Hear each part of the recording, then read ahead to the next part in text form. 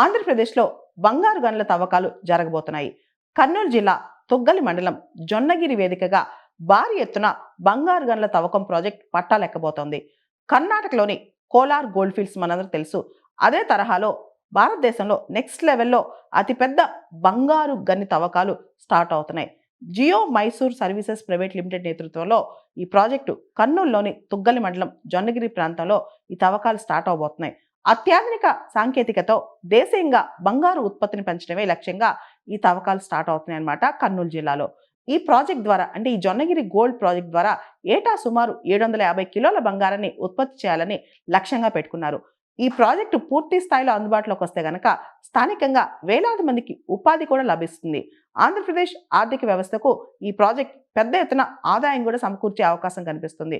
దీనికి సంబంధించి ఈ గనుల తవ్వకానికి సంబంధించిన అనుబంధ పరిశ్రమల ఏర్పాటుతో ఈ ప్రాంతం ఒక పారిశ్రామిక హబ్గా కూడా మారే ఆస్కారం కనిపిస్తుందన్నమాట.